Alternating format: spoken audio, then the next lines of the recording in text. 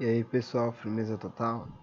Então hoje a gente vai ter mais uma aula de História do Brasil, né? Essa aula é posterior à aula de diáspora africana que a gente abordou. É um tema extremamente relevante para a gente ter uma concepção completamente mais complexa e crítica, tanto da questão da diáspora africana para as Américas, como todo o contexto que isso vai estruturar, né, no pensamento contemporâneo, na segregação, na violência contra essa população em específico, beleza? Então hoje a gente vai falar de diversidade econômica. A gente vai inaugurar a aula com um quadro bem interessante, tá? O quadro é do Johannes Rogendas, um holandês. Né? Vocês vão ter contato que muitos holandeses vão produzir obras artísticas nesse período e a gente já vai falar o porquê isso acontece, basicamente. Esse quadro ele é de 1835, então ele retrata uma concepção bem detalhada, bem mais próxima em tempos históricos do que se passava, tá? Então aqui é o repouso das caravanas. Essas caravanas, basicamente, como a gente vai falar, ele era composta por uma gama e múltiplas pessoas de diversas era composta por negros, por mulheres, por indígenas, por mestiços, por poucos e bem poucos menos homens brancos, né? E elas vão ser responsáveis basicamente, como a gente já vai falar, responsável basicamente pela conexão entre mercadorias em todo o território, porque é aqui nesse momento que a gente vai ver uma diversificação tanto da produção como da economia, beleza? Então, antes, para a gente ter uma concepção, a gente vai trabalhar nessa aula as invasões europeias, né? A gente viu até o momento em que chega em 1500 Portugal no Brasil e que 1530, quando ele já começa a dar os primeiros sinais de ocupar essa terra, todo esse contexto ele é baseado em cima de ter um certo receio e medo de perder a América Portuguesa para outras nações europeias, como a França, como a Holanda, como a Inglaterra, certo? Porque basicamente uma ideia que a gente já repete de outras aulas, se Portugal dominava basicamente a costa oeste do continente africano e a costa leste do continente americano, ele dominava qualquer tipo de navegação ou tráfego que ocorresse no Atlântico. Isso era extremamente estratégico e pertinente para as relações econômicas que Portugal estava tendo, tanto com as Índias, né, quando ele começa também a expandir isso para as Américas. Além disso, né, a gente viu que isso não foi o suficiente, as fortificações não foram suficientes e eles começam a implantar um sistema novo dentro do Brasil, um sistema, a cultura do açúcar, tentando fazer que portugueses, europeus e que essa terra proporcionasse uma certa um certo interesse dessas civilizações, dessas populações para ocupar essa terra, ocupando, colocando gente, fortificando não apenas em questões físicas, mas também em questões de exército, de pessoas para proteger, certo? Então cria-se um contexto de fundar vilas, de abrir os primeiros engenhos, de aumentar tanto o apresamento de indígenas como o comércio de escravos do continente africano para o continente agora chamado, ou para o território que será chamado de América Portuguesa, né? Então, as invasões europeias sempre foi um medo que Portugal teve a todo momento na história brasileira, na história da América Portuguesa, beleza? Então, a gente vai falar um pouco mais sobre esse conceito, essas invasões e falar algumas detalhadas e os seus desdobramentos. Além disso, a gente vai falar da diversificação das atividades econômicas, ou seja, começa a surgir atividades não mais como complementares, mas que começam a ganhar um destaque maior dentro dessa sociedade que está se surgindo, que está nascendo nessa colônia, certo? E a expansão territorial, que basicamente é protagonizada pelos bandeirantes. Tanto essa expansão territorial para o norte e nordeste do país, certo? da colônia, como o Sudeste, os Bandeirantes e o Sul, tá? Uma expansão basicamente portuguesa, beleza? Então esses serão os temas que a gente vai trabalhar na aula, basicamente, beleza? Então vamos se atentar a eles. Além disso, né, eu preciso ter uma questão interessante que a gente precisa refletir nessa aula, né? Porque isso será tratado na aula seguinte, quando a gente for falar de mineração, e vocês vão ver que a estrutura muda muito dentro dessa colônia, certo? Então a gente vai ver grandes mudanças acontecendo num período curto de tempo. Então, essa aula vai dar suporte para a gente também responder essa pergunta e levar esse questionamento e ter uma clareza maior na aula de mineração do ciclo do ouro, tá?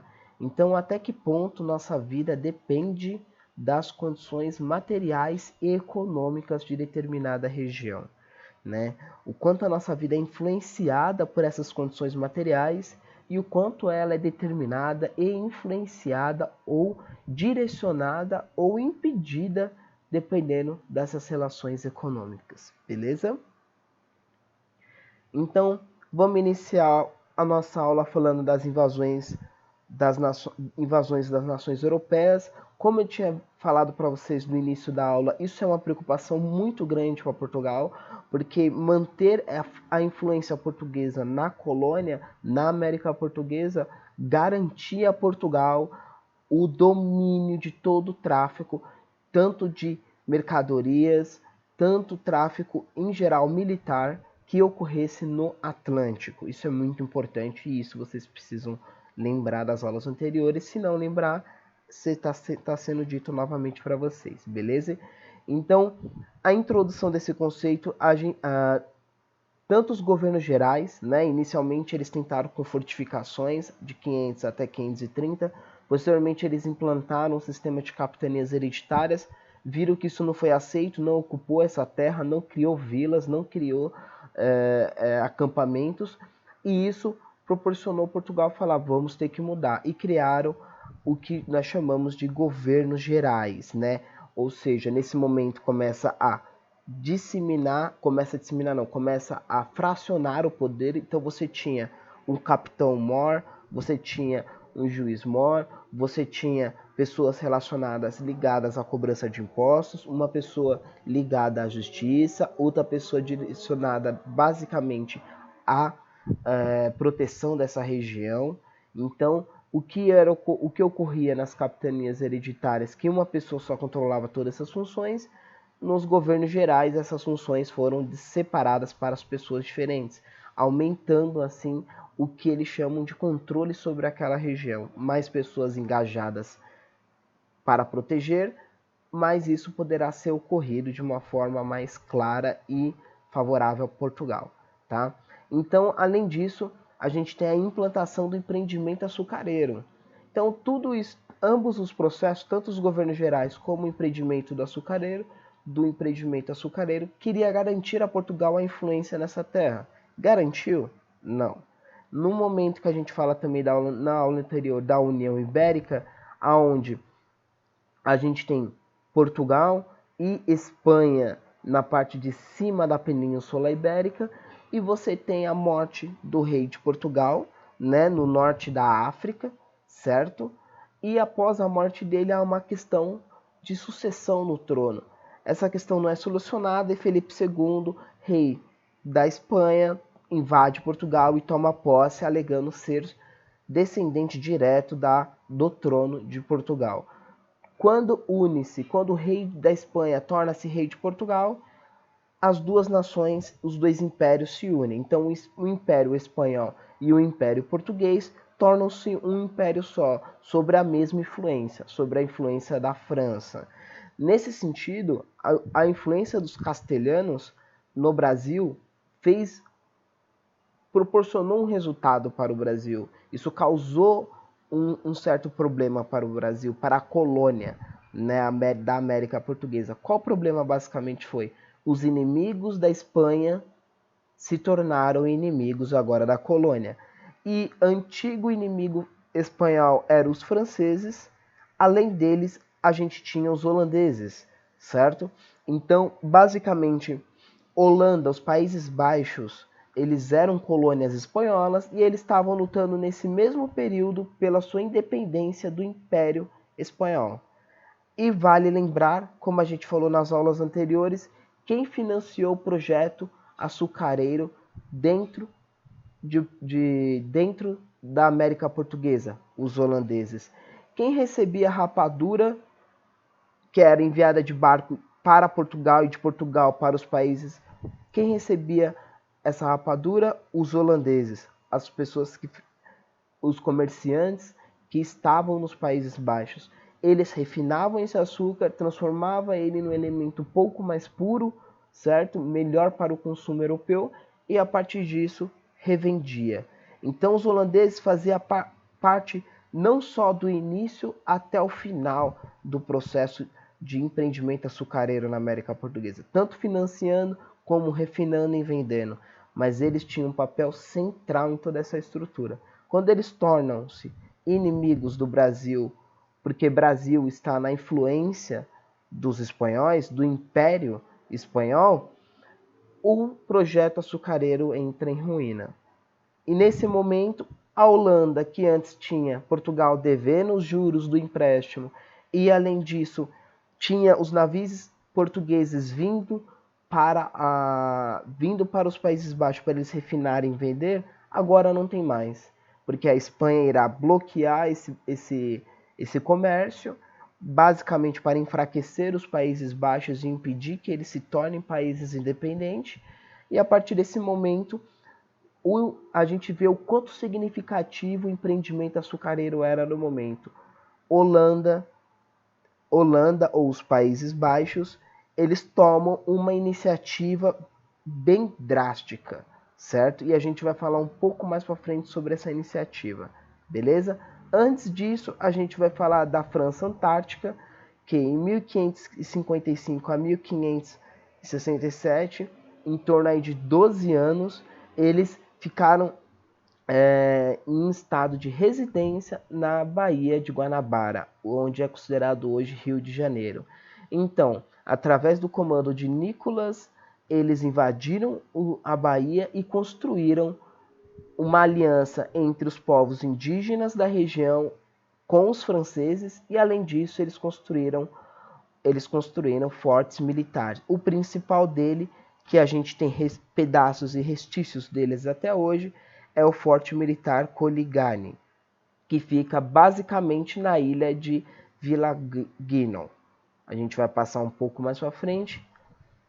Esse seria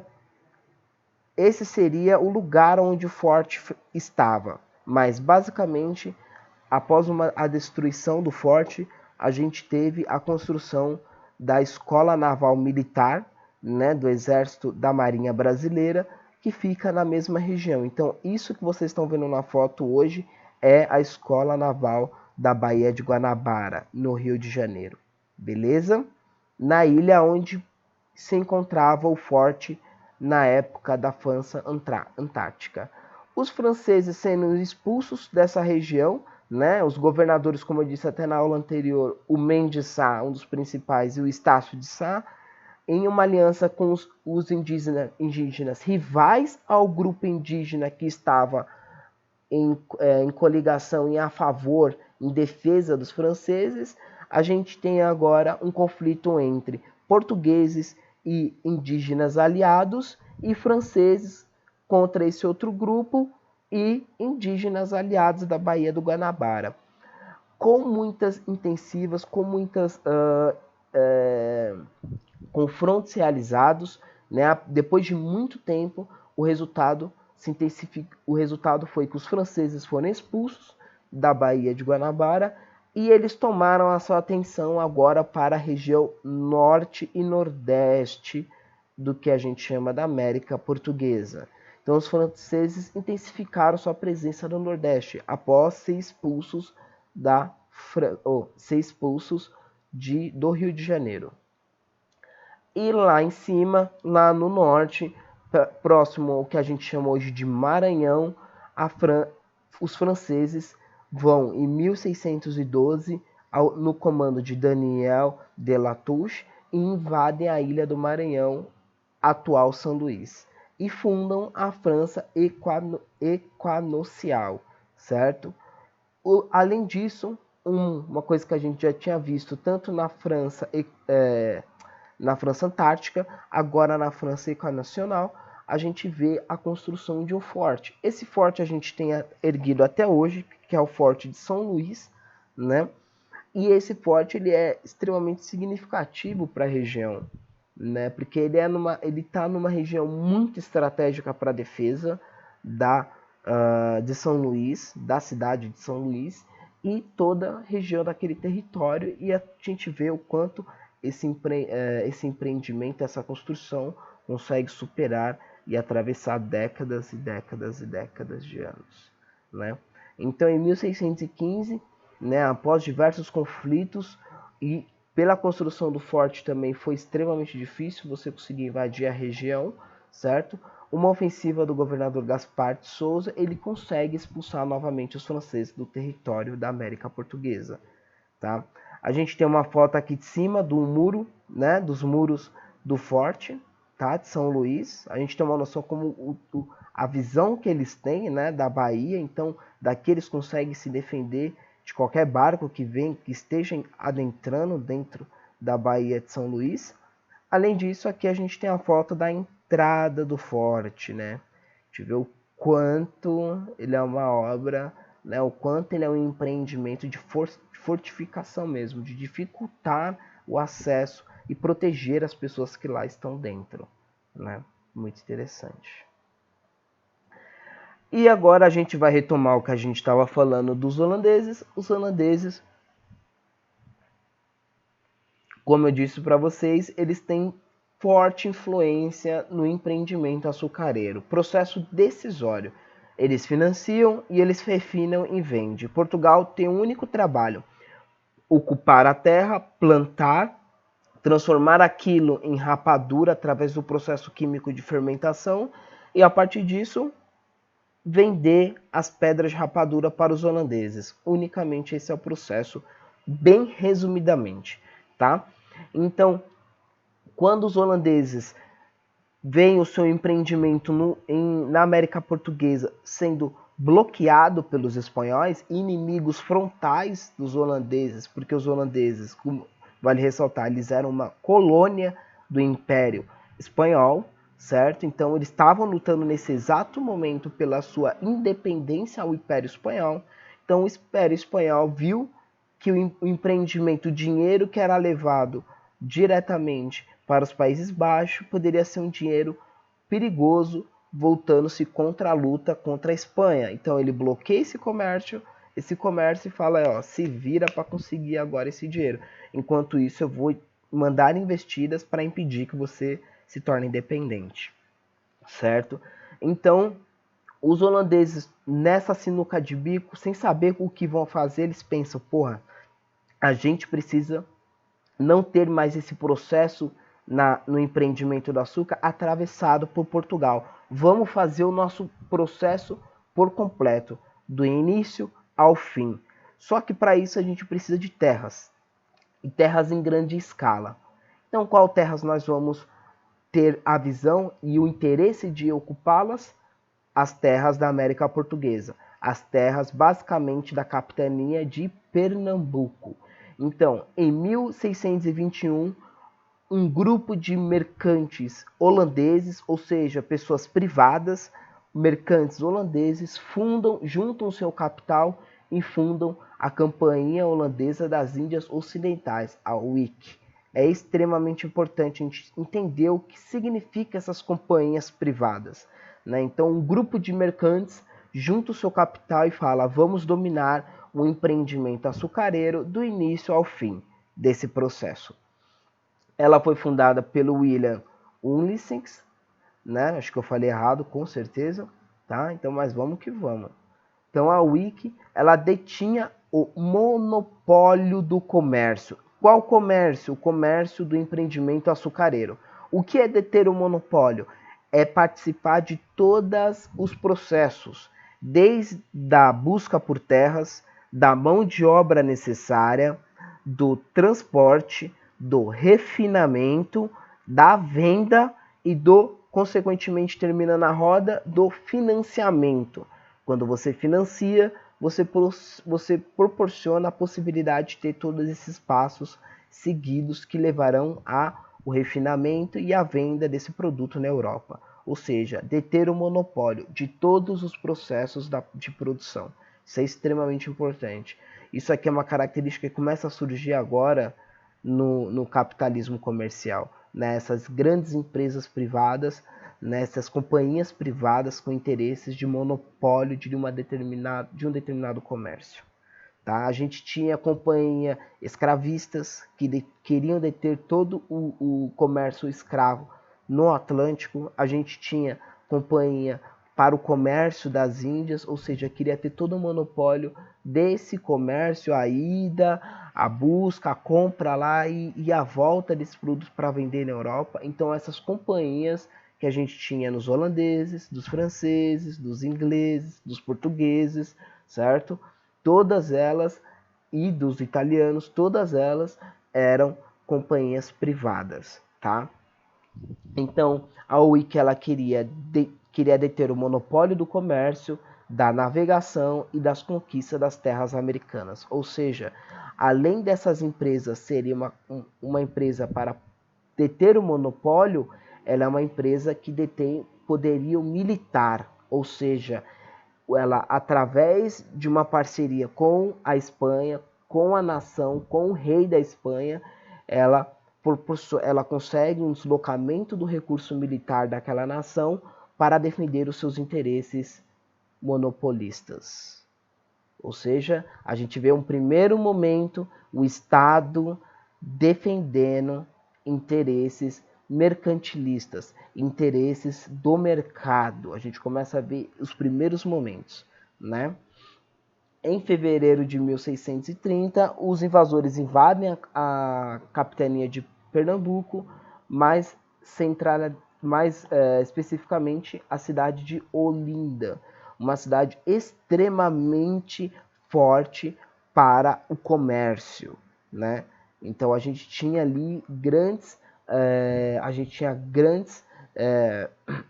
engenhos de açúcar que proporcionava a esses holandeses terras e lugares para eles comprarem essa rapadura e posteriormente venderem na Europa.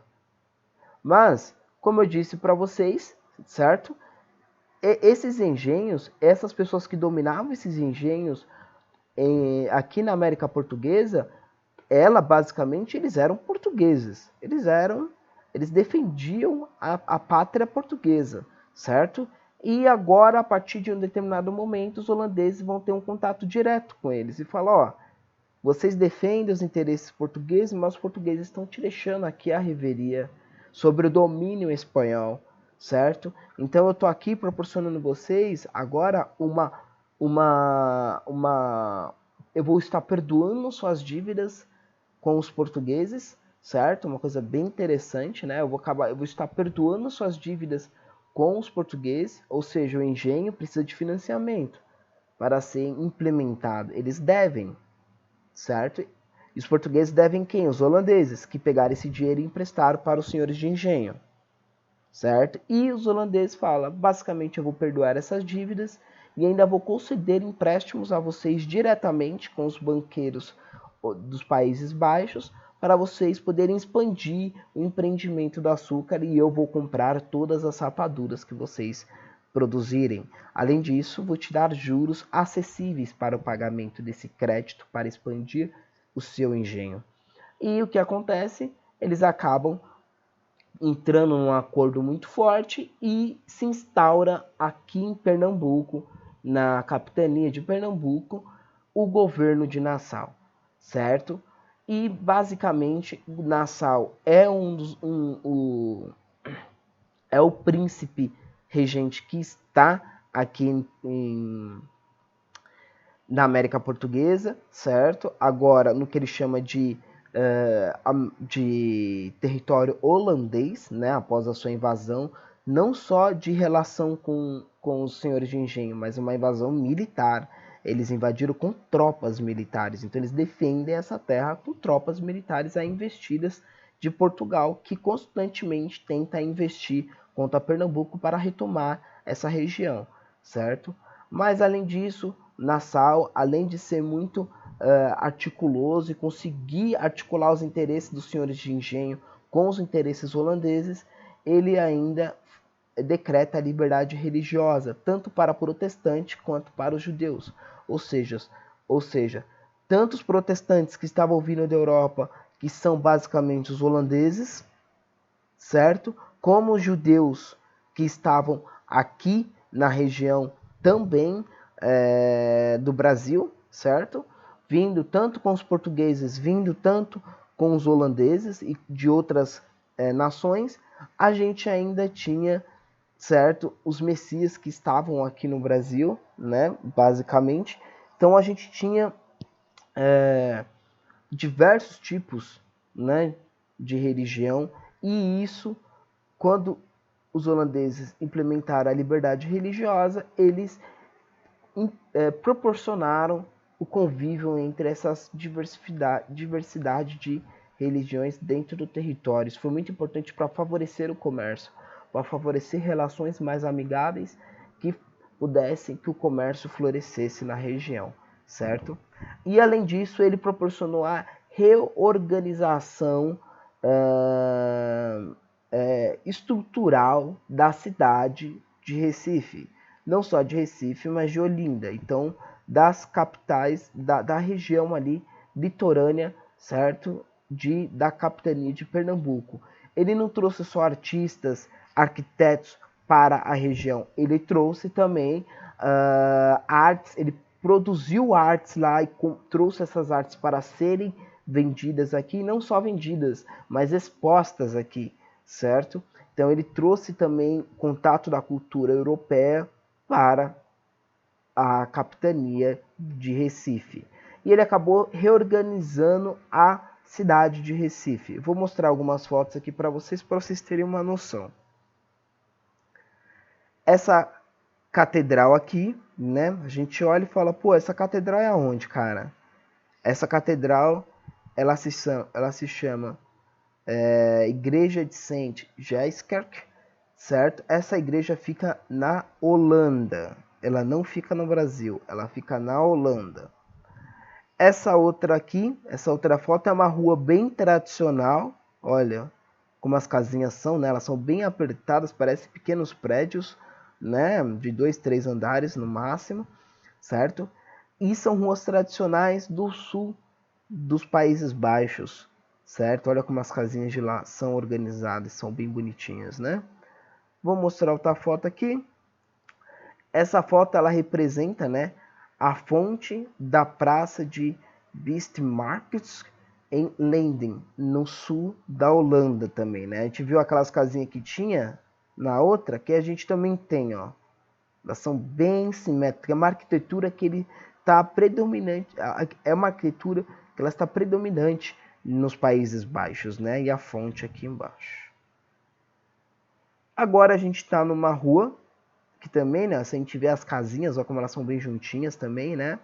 A foto não proporciona muito, mas essa é a Rua do Bom Jesus, em Recife, Pernambuco. Além disso, a gente tem uma praça, né? Olha como ela é produzida, né? De diversas cores, o chão. A gente tem, ó, uma igreja bem mesclada, né? Com cúpulas renascentistas, né? Bem interessante, né? E essa é a Praça do Marco Zero, em Recife, Pernambuco. Então a gente vê, como, quando a gente compara as imagens anteriores com as imagens atuais, a gente vê uma certa semelhança, né? Há uma certa familiaridade nessa arquitetura. Claro que não idêntica, perfeita, né? Uma cópia, né? Ele não teleportou o que tinha lá para o que tinha aqui, mas o que tinha lá, a concepção artística, a concepção de beleza que tinha nos Países Baixos, foi exportada para Recife, para a cidade de Olinda, para Pernambuco, foi exportada e a partir disso houve algumas mudanças também com a mesclagem da cultura que aqui tinha, que acabou gerando algo muito significativamente parecido, muito parecido, né? Bem interessante mesmo isso, né, gente? E além disso, a gente agora vai falar, né, que infelizmente nem tudo deu certo para Recife, certo? Então o empreendimento do açúcar estava por um determinado domínio dos holandeses. Isso garantiu aos holandeses grandes recursos, garantiu aos holandeses grandes ganhos financeiros e propriamente eles conseguiram, a partir não só desses ganhos, mas de outros ganhos comerciais que ele tinha, recursos para conseguir ficar independente do Império Espanhol. E nesse momento, né, além disso, a gente já está em 1645. Esse período acaba a União Ibérica. Então, o rei de Portugal, outra pessoa toma posse do Reino de Portugal, do Império de Portugal, e a partir disso, Portugal, o Império Português, ele sai da influência da Espanha. Ou seja, Império Espanhol agora é uma coisa e Império Português é outra coisa. Ambos têm influências diferentes e eles têm relação amigáveis entre eles? Tem, mas não é a mesma coisa da União Ibérica, que antes quase não existia Império Português. O Império Português era espanhol agora, certo? Com o fim da União Ibérica, né, com a restituição do trono português para um descendente português da família real, em 1640 a gente já começa a ver enfraquejamento do domínio holandês, porque aumenta cada vez mais as investidas do Império Português a Recife, ou seja, querendo retomar essa região, querendo retomar o comércio do açúcar que estava agora sob domínio dos holandeses, certo? O Nassau, certo? O príncipe Nassau, ele acaba por sofrer algumas denúncias de corrupção na Companhia das Índias Ocidentais e ele acabou sendo retirado do cargo, certo? Outro burguês mercante forte subiu a essa posição e exigiu a cobrança integral das dívidas que os senhores de engenhos tinham feito no início da invasão holandesa. Ou seja, na invasão holandesa ele ofereceu um investimento maior para os senhores de engenho e agora ele exigiu, né, pelas pressões que eles estavam passando, não só pelas nações europeias, mas também por Portugal, eles acabaram exigindo a cobrança integral dessas dívidas. Isso acabou desagradando extremamente os senhores de engenho. E os senhores de engenho agora começam a planejar uma forma de se tornarem independente dessa relação que foi criada com os holandeses, ou seja, expulsar os holandeses da região de Pernambuco, certo? Então, em 1645, os holandeses foram expulsos da região do Maranhão entre uma união com os senhores de engenho, os portugueses e algumas tribos indígenas da região se uniram e conseguiram expulsar os holandeses, e essa região voltou a ser uma região sob influência portuguesa. Tá? Vale destacar que nessa luta a gente tem o destaque do negro Henrique Dias, né? um vaqueiro muito importante nessa luta, e o indígena Felipe Camarão, que fortaleceu com a adesão de senhores de engenho e outras forças populares. Então você tinha um conflito basicamente todos contra os holandeses. Isso foi insustentável e eles foram expulsos da região, certo? Aqui a gente tem um painel, né? O painel ele é anônimo, de 1781, da Igreja da Nossa Senhora da Conceição dos Militares, no Recife. Né? Então aqui a gente tem basicamente os portugueses, ó, uma frota portuguesa expulsando, ó, os holandeses da região. Eles em retiradas, né? Basicamente conflito. Isso daqui, como eu disse para vocês, vamos ver criticamente essa imagem. Lembra do slide anterior? Essa imagem ela retrata fidedignamente como era composta esses batalhões? Não. Ela só olha basicamente a ação portuguesa. Mas como eu disse para vocês, a gente tinha tanto negros fugitivos, a gente tinha negros escravos, a gente tinha indígenas como Felipe Camarão, certo? E poucos, mas existia também os senhores de engenho e algumas forças populares. Isso aqui é representado nessa imagem? Não, né? Então, é importante a gente lembrar que essa imagem ela também tem um ideal, um princípio de engrandecer o Império Português por ter expulsado os holandeses, né? E por que engrandecer? Porque ele acaba retirando do cenário do conflito, do que existiu, outras partes da população, ou seja, ele garante todos os méritos pela expulsão, né? Então, em 1661 foi assinado o Paz de Haia, né? Que é sob a intervenção dos ingleses que acabaram negociando essa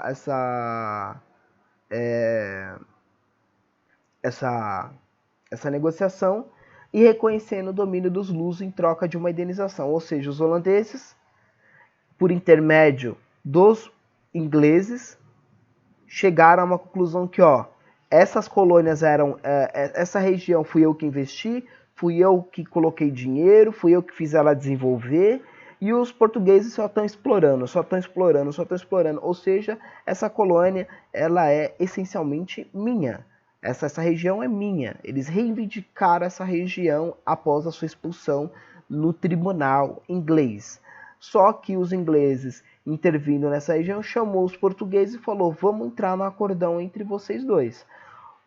Os portugueses pagam os holandeses e os holandeses reconhecem o domínio colonial luso nessa colônia. E foi isso que foi feito. Ou seja, Portugal pagou uma indenização para os holandeses, certo? Que saíram vazado e foram para as ilhas das Antilhas implementar o projeto, a indústria açucareira. Ou seja, além de receber essa indenização, eles começaram agora a produzir açúcar em outra região. Presta atenção, um açúcar que agora vai concorrer com o açúcar brasileiro. Ou seja, se você tem mais concorrentes no mercado, o valor do açúcar cai. Ou seja, Portugal saiu extremamente, mesmo tomando posse da região do empreendimento açucareiro no Brasil, da América agora portuguesa, mesmo ele tomando reposse da região, ele saiu extremamente enfraquecido no contexto mundial, porque agora ele tem um grande concorrente produzindo açúcar nas Antilhas, os holandeses, certo? E agora os holandeses vão passar a comprar menos açúcar, menos rapadura de Portugal, certo? O que vai afetar no caixa, nas riquezas de Portugal. Então agora a gente vai falar de outra atividade de expansão, a gente vai para a terceira parte da aula. Então a primeira a gente falou sobre as invasões das nações europeias, e agora a gente vai falar como que isso se constituiu dentro da colônia, certo? Então a gente tinha ali o domínio português sendo extremamente forte nessa região, só que com a União Ibérica também, o mesmo contexto da primeira parte da aula, com a União Ibérica a gente começa a ter agora uma certa autonomia da região. E essa autonomia acaba proporcionando um certo desenvolvimento de atividades secundárias, que já existiam, mas eram secundárias na economia da colônia, certo? Então o comércio que tinha a colônia nesse momento e no momento até anterior e posterior, o comércio direto que ela tinha com a região da Prata, que a gente vai te mostrar o mapa lá no final, com Angola na costa oeste do continente africano, costa da Mina, mesma coisa, e Moçambique na África, além de Goa e Macau na Ásia. Ou seja, a colônia ela tinha navios que saíam direto com produtos daqui dessa região, com fumo, com rapadura, com cachaça, e esses navios não iam passar em Portugal para depois descer para a África ou para a Europa. Ele ia agora direto do Brasil, da costa leste do Brasil para a costa oeste da África. Era um comércio direto, que não necessariamente tinha que passar por Portugal para fazer esse triângulo. Ele ia direto, beleza? Então, além disso, a gente tem um comércio interno de alimentos em empréstimos, né? A gente vai falar um pouco mais sobre isso, para ficar mais claro para vocês, tá bom? Então, basicamente, os produtos cultivados nessa região, eles já eram produzidos anteriormente, só que agora ele começa a ganhar um grande destaque, começa a ganhar mais destaque, né? Um maior destaque, porque ele começa a ser comercializado com outras regiões, como eu disse no slide anterior. Então a gente tem a mandioca, que era a base da alimentação da América Portuguesa, sendo a principal fonte de carboidrato para os escravos, ou seja, a principal base alimentar de energia que os escravos tinham da alimentação deles era derivado da mandioca, certo? O fumo, que era importante moeda de troca no comércio de escravos com a África, ou seja, você mandava um navio cheio de fumo e recebia direto um navio com escravos, né? Isso era muito importante porque o comércio que era feito entre Brasil e direto com a costa africana através de mão de obra escrava, era um comércio que ele favorecia os senhores de engenho, ou seja, os senhores de engenho,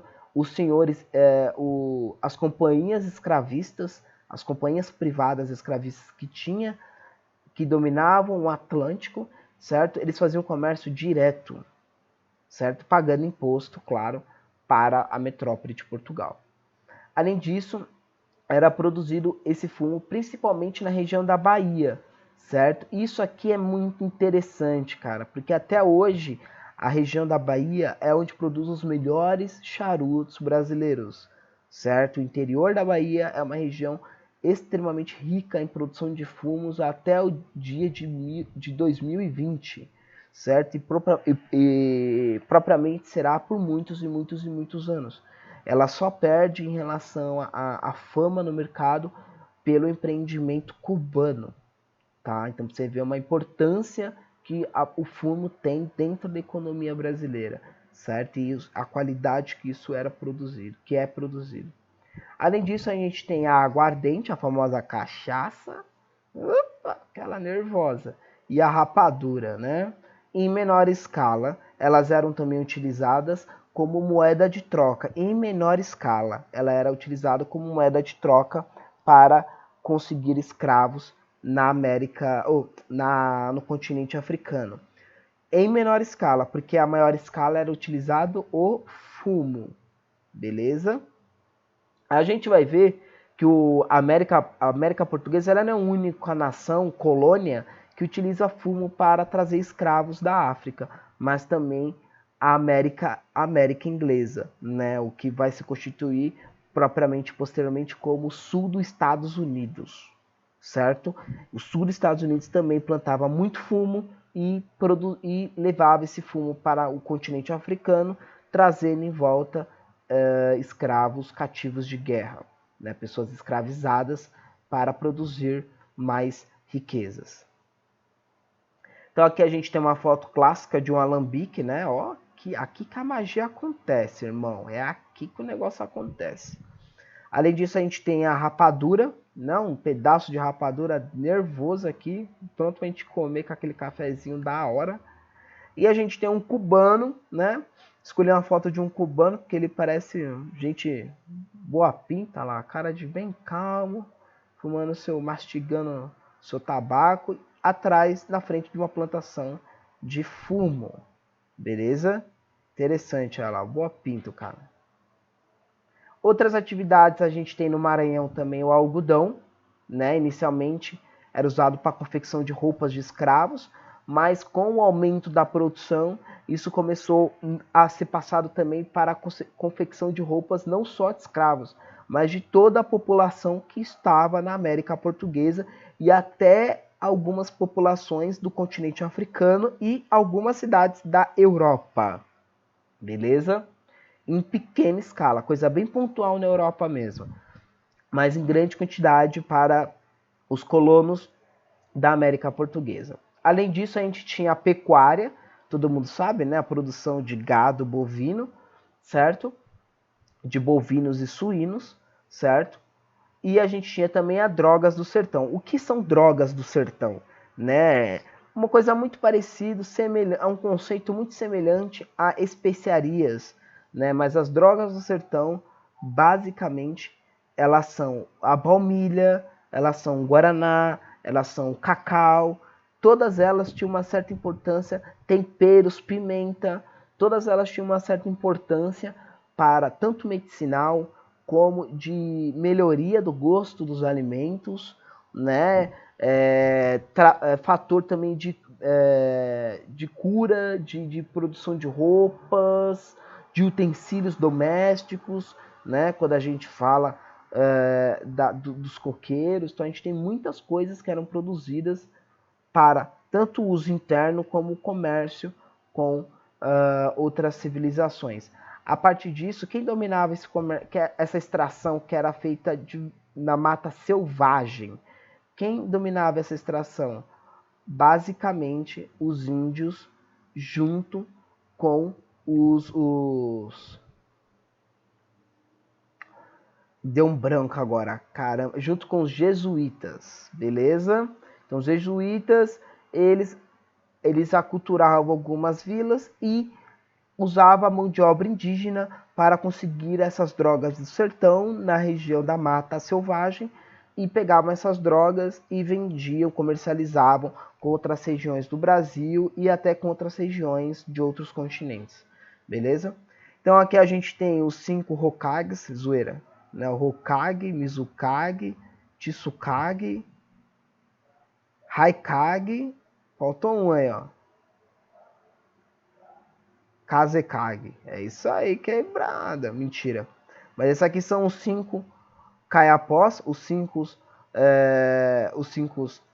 chefes Kayapós, né? E dar um grande exemplo, né? Que a gente acha que isso... A gente tem uma forte tendência a achar que dentro do Brasil, certo? Dentro do Brasil, a gente sempre é harmônico, né? Então, em todos os processos históricos do Brasil, passaram com uma certa harmonia, não tiveram guerras, não tem problemas, né? Mas não é bem assim, né? Então até a expansão, a interiorização da economia, né?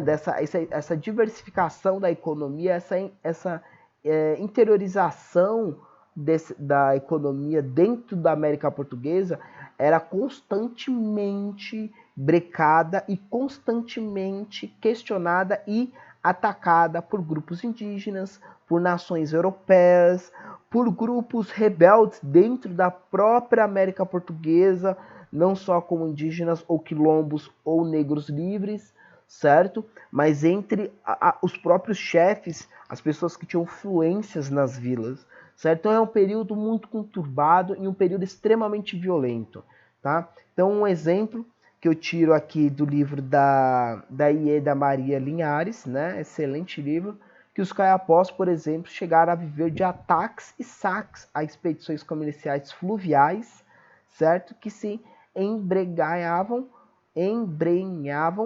pelo interior da América Portuguesa, tá?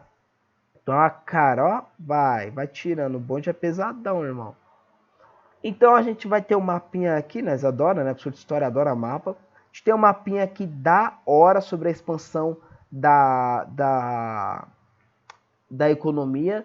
E é importante esse mapa agora porque a gente falou pontualmente de cada coisa, certo? A gente falou, não, porque tem isso, porque tem aquilo. Agora isso daqui vai dar uma perspectiva mais global para vocês verem cada ponto que a gente discutiu agora em um contexto geral, em uma imagem maior para a gente fechar essa ideia bem legal. Então a gente tem o algodão, como eu disse aqui, né, na região do Maranhão, né? A gente tem também não só na região do Maranhão, mas de Pernambuco, Natal, Rio Grande do Norte, certo? Bem importante Recife. A gente tem o ouro, os diamantes, que a gente vai falar daqui a pouco, ó, na parte Cuiabá, Goiás, né? Minas Gerais, Ouro Preto, certo? Aqui, ó, interior, sertão da Bahia, ó, sertão da Bahia, região bem importante também, pessoal. Além disso, a gente tem as drogas do sertão aqui, ó, lembra? No norte. Então agora a gente tem um comércio fluindo nessa região também. Isso é extremamente importante. A cana-de-açúcar, basicamente a cana-de-açúcar está limitada aonde? Ó, no Nordeste, Recife e em regiões bem litorâneas. Aqui também um pouquinho, né? E a pecuária.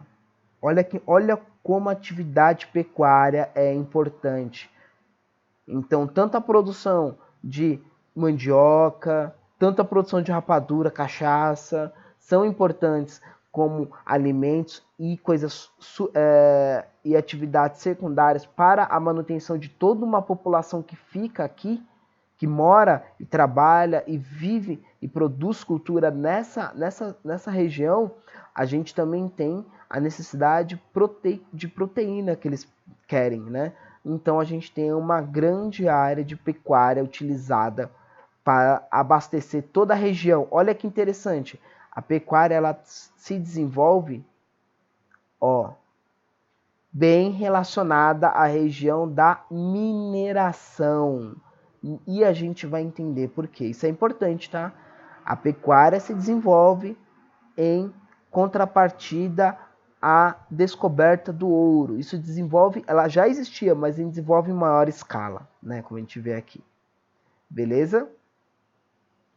Então a ocupação da região do norte, né? A gente tem a ocupação do interior. A gente falou basicamente da região norte, das drogas do sertão, do cacau, do guaraná, do algodão, do açúcar. Agora a gente vai descer para outra parte do continente, né? Para a América Portuguesa, que é a região sul e sudeste, tá?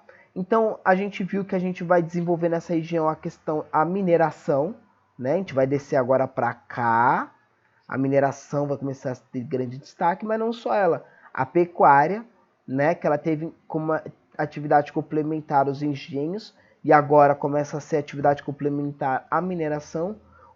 E para ter essa pecuária, a gente precisa do que a gente chama de currais, que são fazendas de gado. Você literalmente tem uma região que o gado fica, certo? Mas ele não é cercado, o gado ele é criado à solta. Você tem uma região onde mora o dono da propriedade e os gados são criados às soltas por quem? Pelos vaqueiros, certo? Então a atividade deles alcançava tanto a região do Maranhão, Ceará e o sul das margens do Rio São Francisco. Tá? Então os vaqueiros eles estavam em toda a região, toda a América Portuguesa, toda a América Portuguesa. Presta atenção, a atividade dos vaqueiros estava por toda essa região. Você vê a importância que eles tinham. Eles conectavam o sul com o norte do país. Muito importante a atividade deles, tá? Então a gente vai ter também, esse slide ficou um pouco fora de ordem, né? Esse slide ele fala das condições do nordestino, né? A gente tem um livro muito bonito, que é o livro do Graciliano Ramos, que é Vidas Secas. Esse livro a gente tem algumas imagens do filme, né? Dos personagens, da história. É muito importante, é um livro extremamente trabalhado pela FUVEST, pelo Enem, e ele é muito significativo para a história brasileira e para a literatura brasileira. Então, é um livro extremamente importante, bem pequenininho de ser lido, né? Mas é muito interessante. Aqui a gente tem o Fabiano, né? O protagonista da história, e aqui a gente tem quando o Fabiano vai para Recife, né? Ele mora no sertão. Quando ele vai para Recife, quando ele vai para a capital da região, da capitania, para poder comprar, ele é visto como alguém que não tem os costumes da região e ele acaba sendo preso por um soldado, o soldado amarelo. Né? Então leiam a história, é uma história bem interessante, um spoiler bem pequenininho, mas vocês vão gostar. Então, além disso, a gente tem a atividade da pecuária, como a gente falou. A gente tinha lá na frente, lembra da primeira foto que a gente mostrou, né? De uma caravana, de um ponto de descanso. A gente tinha mestiços, indígenas, negros, mulheres, tá? Então é muito importante para ver que essa atividade ela era bem diversificada. E as mulheres têm papéis bem centrais e fundamentais nisso, porque A região sudeste e sul são regiões que a gente tem um grande número de mães solteiras, de mulheres que são chefes de casa, né? Que elas trabalham e organizam e sustentam toda aquela estrutura da casa, certo? Então, essas mulheres também precisavam de ter renda. Então, muitas mulheres negras poderiam escravas poderiam comercializar o excesso da sua produção que ela tinha para a sua subsistência, o excesso ela poderia comercializar em feiras. Mulheres livres poderiam se tornar também comerciantes, pequenas comerciantes e, consequentemente, vaqueiras e atuar em outras atividades da colônia, certo? Então a mulher ela tinha um papel que precisa ser desmistificado, que era central para a economia e atividade do sudeste e sul da região, certo? Da América Portuguesa. Então, esses vaqueiros, o que eles tinham de. O que eles recebiam em troca? Né? Eles trabalhavam pelo quê e por quê? Né? Eles criavam gado por quê? Desses grandes proprietários de terras. Né? Então, a cada 5 animais, a cada 5 animais que eles criavam no período de 5 anos, eles recebiam um animal. Então, eles criavam 5, 4 ficavam para o proprietário da fazenda e um animal ficava com você. A gente vai ver, como eu disse no livro anterior, um vaqueiro é o Fabiano da história, o protagonista da história. Ele é um vaqueiro. Então é bem interessante você ler esse livro e ver como essas negociações eram feitas e como elas eram tratadas e se eram respeitadas ou não. É muito interessante, beleza? A gente tem mais uma foto aqui, né? Então a atividade de vaqueiros era bem abrangente, participando dela homens, mulheres, negros, indígenas e mestiços. A gente tem mais uma foto aqui bem abrangente, né? Que pode mostrar bastante. A gente tem desde pessoas jovens, certo? A pessoas jovens, mulheres, idosos, negros. Era uma atividade que tinha uma relação muito mais horizontal em relação à participação, tá? Unicamente a esse sentido. Então,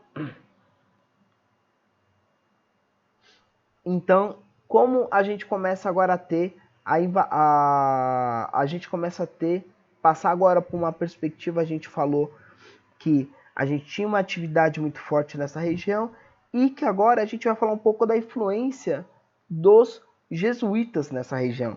Então, com as invasões as invasões estrangeiras, com o aumento do conflito na América Portuguesa, acabou levando uma certa interiorização dos jesuítas. Os jesuítas que tinham aldeamentos de indígenas aculturados à cultura europeia, ele tinha esses aldeamentos mais próximos da costa, e com esses aumentos de conflitos, aumentou que com os holandeses, o tráfico negreiro ficou na mão desses holandeses, e a partir desse momento o indígena passa a ser também uma certa saída para o tráfico negreiro, e esses aldeamentos de jesuítas começam a ser constantemente atacados, porque o indígena, propriamente o indígena aculturado, ele até valia mais, né? Porque ele já estava acostumado a alguma parte da alimentação europeia, ao sistema econômico talvez da Europa,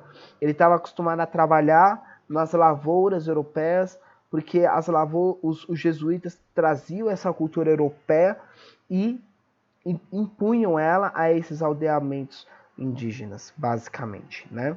Então aqui a gente tem uma foto do Manuel Joaquim, a gente tem uma pintura, um quadro, né?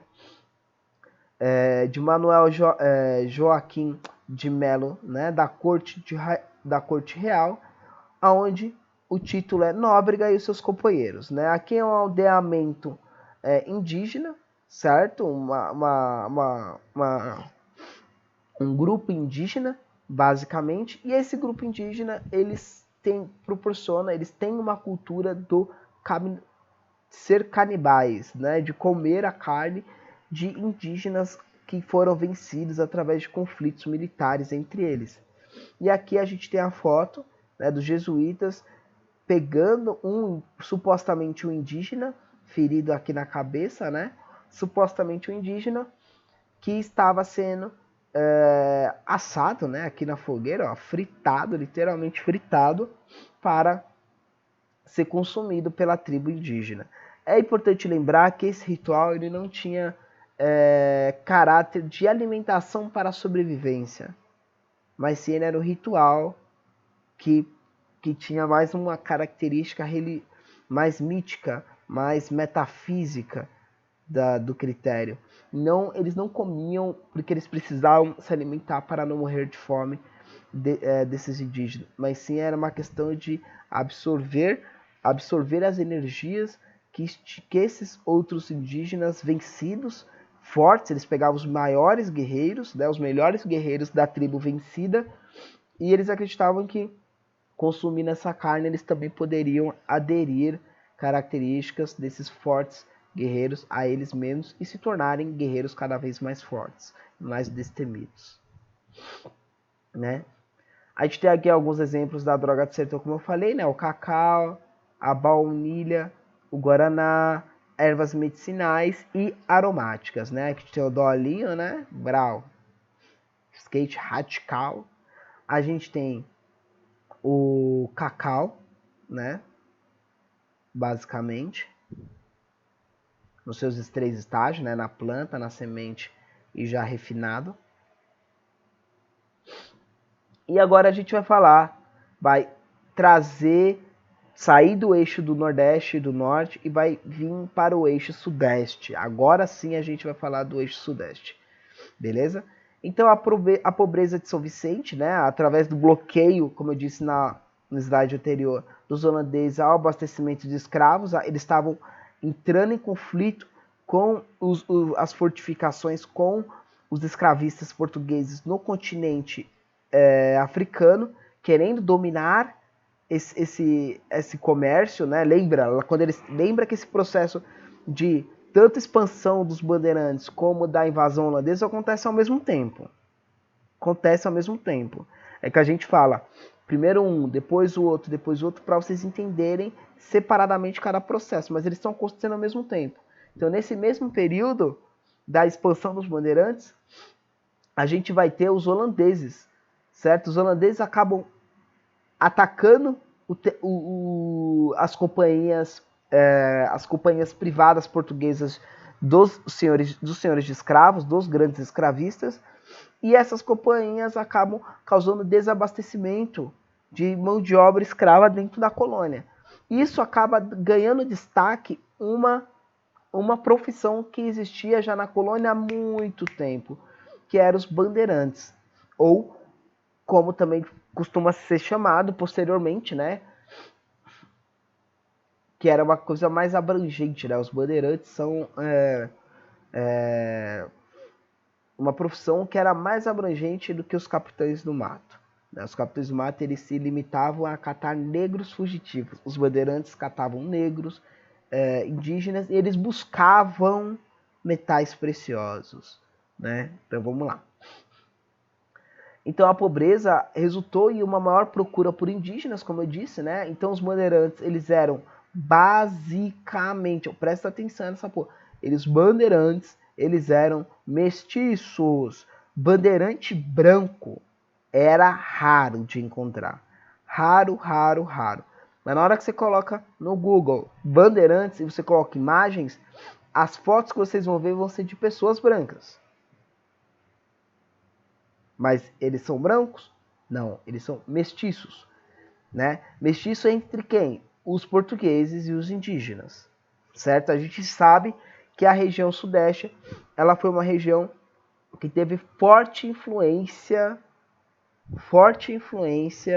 certo? Entre a miscigenação, né? A mistura entre os jesuítas e os indígenas, criando os mestiços. E eles sabiam sobreviver na mata, sabiam, né, o caminho ali das pedras, fazer o corre mesmo 1000 graus, sobreviver, né, que era o principal. Então essas expedições, as bandeiras, elas tinham os objetivos basicamente de ocupar a riqueza do interior, né? Procurar riquezas no interior da colônia e, além disso, presta atenção, capturar nativos e vender como escravos. Como eu disse para vocês nas slides anteriores, o indígena que era aculturado, ele valia até mais que um negro fugitivo ou um indígena de uma tribo que não é aculturada, que não passou pelo poder dos jesuítas, não passou pela influência dos jesuítas, tá? Isso é importante, beleza, pessoal? Então, os indígenas aculturados eram bem mais valiosos, como eu já falei para vocês, até adiantei, né? E eles também eram utilizados, essas bandeiras eram utilizadas para atacar quilombos. Então, muitos quilombos, eles atacavam, como eu disse na aula anterior, né, do diáspora africana, eles atacavam diversos engenhos. Isso era uma forma de resistência. Além de atacar, eles tinham outras formas de resistência, como a compra de liberdade, né? Grupos de negros livres juntavam dinheiro e compravam a liberdade de alguns negros específicos. Além disso, você tinha o suicídio e você tinha o ataque contra os senhores de engenho, contra os seus senhores e, posteriormente, fugir para os quilombos, né? Então, os quilombos, eles eram grandes problemas desde o início da sua formação até a extinção desse tipo de organização. Elas não foram extintas, né? Falando assim, parece que elas foram extintas e não existe mais quilombos na atualidade. Mas sim, existem quilombos, inclusive na região central do Rio de Janeiro, em regiões periféricas do sertão baiano, do norte de Minas Gerais. Então existem até hoje, né, quilombos, mas basicamente que eu estou falando no sentido de atacar engenhos, né? Então essa perspectiva dos quilombos atacarem-se, de ser um movimento de contra-ataque e até de resistência contra a escravidão que ocorria nos engenhos, esse processo, certo? Eles eram muito constantemente atacados pelos bandeirantes, porque a coroa, os governadores gerais presta atenção, contratavam esses bandeirantes para atacar os quilombos. Isso é importante. Isso é chamado de bandeiras de contrato, tá? Então, fazendeiros que estavam sofrendo na mão de ataques de quilombos, eles contratavam os bandeirantes para defender as suas terras e até destruir os quilombos. Aqui a gente tem uma foto, né, da dança dos da dança dos tapuiais, né, que era uma dança anterior a um conflito que eles iam ter com os bandeirantes. Então, muitos grupos indígenas sabiam da vinda dos bandeirantes, sabiam que eles iam atacar as tribos e já se preparavam para a guerra e iam contra os bandeirantes, certo? Então, diversos confrontos foram travados entre bandeirantes e indígenas. Isso é importantíssimo. É um período que tem muito conflito, pessoal, muito mesmo. Tá? Então, os bandeirantes, eles também tinham, como eu falei, eles tinham o ideal, o objetivo de apresar indígenas e escravizá-los e vendê-los como mão de obra escrava, além disso de catar escravos fugitivos e atacar quilombos revoltosos. Além disso, eles tinham como objetivo, como eu disse no slide anterior, a busca por metais. Isso é importante, hein, pessoal? Importante.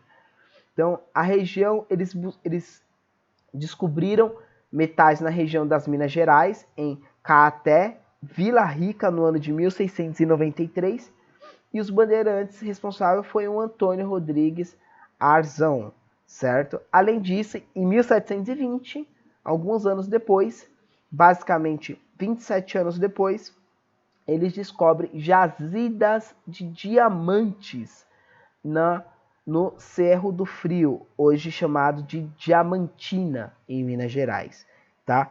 É importante porque lembra que a gente está falando num contexto de mercantilismo. Lembram que é mercantilismo? Se não lembram, pegam as aulas anteriores onde eu falo de mercantilismo, onde tem concepções como o ideal metalista, acúmulo de metais, o ideal da balança comercial favorável, eu exporto mais do que importo produtos importados, certo? O colonialismo como um meio de acumular metais preciosos e o pacto colonial para proteger essa relação desigual entre metrópole e colônia e para proteger os meus produtos industrializados ou não de produtos importados, o protecionismo, beleza? Que são basicamente barreiras alfandegárias. Então, resumidamente, isso seria o mercantilismo. Então, se tiver algumas dúvidas, voltem nas aulas anteriores que eu falo detalhadamente cada coisa. Então, no momento que a gente descobre ouro, prata e diamantes na região de Minas Gerais, isso se torna um grande destaque para Portugal e fala, opa, é agora que essa terra tem uma grande importância. A gente precisa extrair o mais rápido possível esses recursos, como os metais, porque isso vai ajudar Portugal a equilibrar a sua balança comercial, que é completamente deficitária. Lembra que Portugal já está defasado, porque ele teve grandes perdas no comércio do açúcar, quando os holandeses criam agora o seu próprio empreendimento açucareiro nas Antilhas, quando eles são expulsos de Pernambuco. Então o preço do açúcar cai, a dependência de Portugal com a Inglaterra aumenta através dos contratos comerciais, certo? E agora o ciclo do ouro que se inaugura no Brasil, descoberto pelos bandeirantes, entra como uma alternativa de tentar reequilibrar essa balança comercial. Isso é extremamente importante, pessoal. Então, a gente vai ter uma visão geral agora, também como na questão dos produtos agora da mineração, das bandeiras. Então a gente tinha as bandeiras de caçar índios. Presta atenção, ó, as regiões. Aqui de São Paulo elas saem, né, da capitania de São Vicente, e aqui de São Paulo elas saem e vão para as regiões oeste, sentido ó, Ataptim, né, e regiões onde a gente tem o Paraguai, Foz do Iguaçu, né, do Rio Paraguai, né? Além disso, para a região sul, onde a gente vai ter aqui também regiões como a colônia, né, que vai ser fundada as 13 colônias, colônia do Sacramento, que são colônias que vão ser fundadas por jesuítas, porque após as bandeiras de indígenas, caça de indígenas virem adentrando ao território, esses jesuítas tiveram que fugir para o sul. E você viu que os bandeirantes foram perseguindo eles cada vez mais, e eles foram cada vez mais para o sul. Além disso, a gente tinha bandeiras que iam até a região, olha que interessante, aqui São Luís, próximo a São Luís na real, né? Então a região que a gente tinha aqui de Belém, na realidade, desculpa pessoal, de Belém, do Pará, né, que é a região do Pará, para apresamento de indígena. A gente tinha também Saceta Verde, que são as bandeiras de busca de metais preciosos. Então lembra que a gente achou metais preciosos em Cuiabá, no que a gente chama hoje de Goiás, capital de Goiás, né? Goiás. A gente tinha também Mato Grosso, Cuiabá, na realidade é Mato Grosso, né? Tô moscando aqui, eu acho, né, pessoal? Posso estar confundindo aqui, beleza? Então, desculpe o erro se eu tiver errado. Se eu tiver errado é um ou outro, né? 50% de erro aí total. E além disso, a gente tem aqui, ó, a descoberta de ouro em Vila Rica, em Diamantina, certo? A região que hoje é chamada de Minas Gerais. E você vê que eles seguem o rio, né? Aqui é o Rio São Francisco, né? Então o rio é um meio também de você conseguir expandir. Você vê que eles seguem áreas fluviais, né? Isso permite adentrar cada vez mais a região com segurança. Além disso, a gente tinha diversos quilombos espalhados por toda a região aqui, mas os principais quilombos que foram atacados pelas bandeiras de contrato, lembra, a bandeira de contrato era feita por fazendeiros, contratava esses bandeirantes, a coroa, governadores gerais, para eles atacarem os quilombos. Um quilombo importante e bem famoso que foi atacado por bandeiras de contrato foi o quilombo dos Palmares, beleza? Mas a gente vê que são regiões bem importantes aqui, próximo ao empreendimento açucareiro. Próximo, né? Bem importante isso, pessoal. Então a gente vai falar que a descoberta, um pouco mais da descoberta do ciclo do ouro, a descoberta do ouro na região de Cuiabá, Goiás e Minas Gerais. A gente vai ver que essa região ela se torna agora grande foco da metrópole e de outras regiões. Então outras pessoas que estavam espalhadas por toda a América Portuguesa começam a ter grande interesse nessa região, nesses produtos. Então a gente tem aqui o conflito dessa região. Ele é denominado como Guerra do Emboabas. Quem são esses Emboabas? Basicamente, são aqueles que não são bandeirantes. São aqueles que não são da região. Ou seja, são qualquer forasteiros. Quem são eles? Estrangeiros, colonos de diversas áreas da América Portuguesa. Que áreas, pessoal? Do norte, do nordeste, do sul, do sudeste. Todas essas pessoas que não estão nessa região da mineração serão denominadas como emboabas. Por que essas pessoas são denominadas assim? Porque essas pessoas elas vão tentar entrar nessa região para explorar o ouro. E a partir desse momento, quem descobriu o ouro nessa região? Os emboabas. Os bandeirantes. Ou seja, os bandeirantes querem garantir que eles serão os únicos grupos que terão acesso a essa extração de ouro, certo? Mas o ouro traz grande interesse de diversas classes sociais dentro do Brasil, desde senhores de engenho a comerciantes e a escravos fugitivos, porque isso era uma oportunidade de conseguir acumular capital, sobreviver e até comprar a sua liberdade.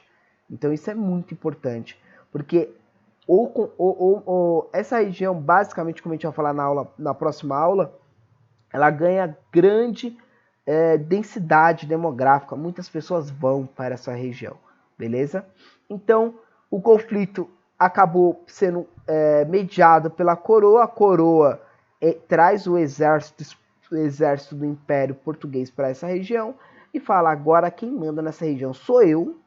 Eu vou explorar esse ouro e vocês vão pagar impostos para mim, quem quiser explorar esse ouro. Aí os portugueses acabam perdendo e falam: porra, eu descobri e agora, infelizmente, a coroa veio, dominou essa porra toda, então eu vou descobrir ouro em outras regiões, eu vou buscar ouro em outras regiões. E ele acaba descobrindo ouro em Goiás, certo? Então eles se dirigiram para regiões centrais da colônia, descobrindo ouro em Cuiabá e Goiás, beleza? Um dos principais, a gente tem o Bartolomeu Bueno Filho, que achou riqueza em Goiás, posteriormente nessa mesma levada. Eles foram expulsos da região das Minas Gerais, e adentraram em busca de mais ouro em outras regiões. Então, agora a gente vai falar, para finalizar a aula, a Conquista do Sul. Então, como eu disse no mapa lá, lembra das setas vermelhas, dos bandeirantes atacando os jesuítas? Isso levou os jesuítas a adentrarem cada vez mais ao território e ao sul do território da América colonial portuguesa. Então, a destruição das missões jesuíticas pelas bandeiras e apresamento desses mesmos indígenas. Então, começou a fundação próxima à cidade de Buenos Aires, a colônia do Sacramento. A gente vai mostrar no mapa onde essa colônia fica. Ó, vamos casar esse mapa com esse aqui, ó.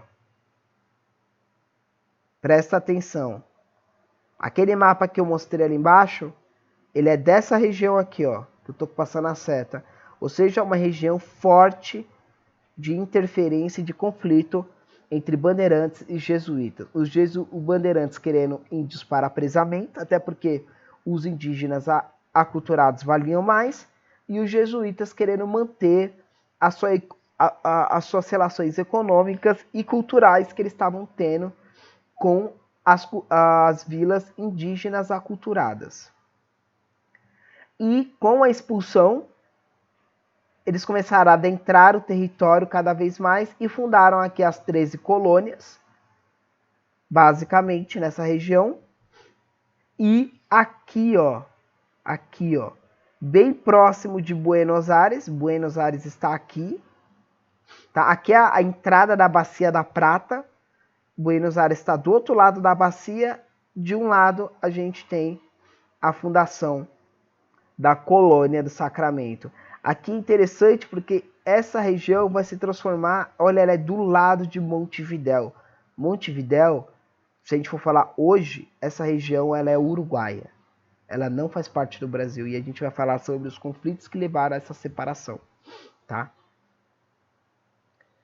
Então, basicamente, esses jesuítas adentraram essa região e eles formaram grandes fazendas. Lembra que no mapa lá de cima que a gente estava falando sobre os produtos, a pecuária, o algodão, o açúcar, o cacau, as drogas do sertão.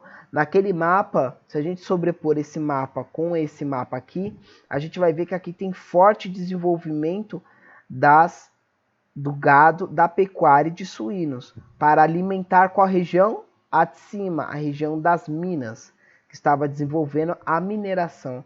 Então essas fazendas se chamaram de estâncias, né, que ajudou a sustentar o domínio luso no sul da colônia. Que domínio? Dos jesuítas expulsos da região da capitania de São Vicente, tá?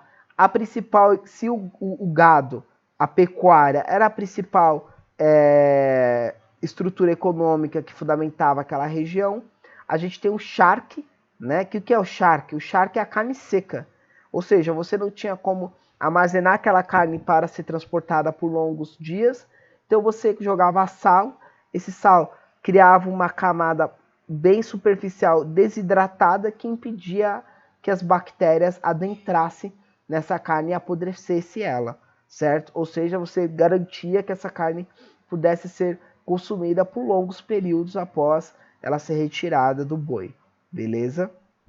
Então, basicamente, a gente tem algumas referências aqui, né, aos livros que eu uso, a História Integrada de Cláudio Vicentino, a Maria e Eda Linhares, que é um livro excelente de história, né, e o livro também, História...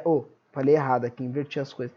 E a gente também tem um link, que é onde vocês conseguem acessar, colocando isso aqui no navegador de vocês, você consegue acessar o Drive, onde tem filmes como Uma História de Amor e Fúria, que retrata também essas questões de indígenas, essas questões dos jesuítas, é bem interessante, é uma animação bem interessante, e diversos outros filmes, né, tanto para a história geral como para a história do Brasil, beleza? Então, só retomando o geralzão aqui para a gente terminar a nossa aula, tá? A gente vai voltar lá em cima para responder as questões que foram levantadas, certo?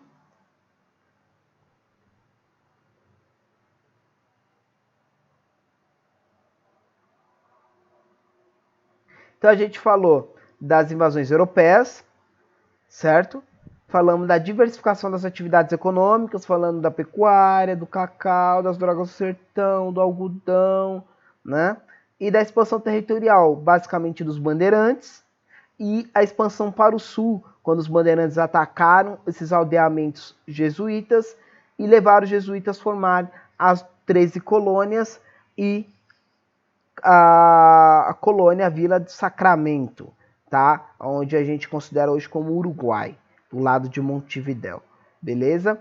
Então todos esses processos eles têm características, né? Proteger a região, os holandeses invadem por causa da União Europeia, ou por causa da União Europeia, ó, por causa da União Ibérica, e isso acaba causando uma certa autonomia na colônia, proporcionando um desenvolvimento maior dessas atividades que eram antes secundárias, e a mineração, a descoberta de territórios com ouro em Minas Gerais, no Mato Grosso e Cuiabá, em Goiás, proporcionaram uma diversificação ainda maior dessas atividades. Então isso daqui se casam, pessoal. Por isso que eu fiz uma aula especificamente de diversificação das economias. Isso para trazer uma concepção mais complexa do que ocorria na colônia, tá? Para a gente tirar essas ideias simplificadas de que colônia é açúcar e é isso e esse é isso e existia só senhor de engenho e escravo. Não, a gente está falando de uma sociedade extremamente complexa e essa aula não é suficiente para saudar toda a complexidade e discutir toda a complexidade dessa sociedade. Mas a gente consegue responder essa pergunta: até que ponto da nossa vida depende dessas condições materiais econômicas? Eu vou deixar essa pergunta para vocês responderem e mandarem ela para mim no WhatsApp, tá? Então vocês escrevem no papel o que vocês acharem. Qualquer coisa é super válido, é muito importante, certo? Até porque não existe certo ou errado para esse tipo de reflexão, certo? Então vocês respondam essa pergunta para mim, mandem uma foto dessa folha no WhatsApp para mim e eu vou dar um retorno para você com um feedback, beleza? Então essa pergunta é extremamente importante porque é aí que a gente vai ver até questões da própria atualidade, já dando até umas dicas, né? Questões da atualidade, como isso se estrutura no imaginário, né? Quando a gente pensa nas grandes regiões no Mato Grosso, no Sul, hoje, certo? Na região Nordeste, certo? Então é muito interessante, vocês podem abordar tudo que essa aula fala nessas questões, beleza? Então, muito obrigado por vocês terem me acompanhado até esse momento. Eu sei que é muito importante vocês terem esse conteúdo, mas é mais importante ainda eu ter o feedback de vocês. Eu preciso desse feedback de vocês e que vocês respondam as questões que eu mandei para vocês também, certo? Para a gente ter uma relação mais estreita e mais direta, pessoal, para mim também ajudar, porque eu não estou passando conteúdo, mas vocês estão também me ajudando nesse momento que é muito difícil de quarentena, beleza? Então, obrigado, quebrada, tamo junto e vamos deschavar esse vestibular. Firmeza total?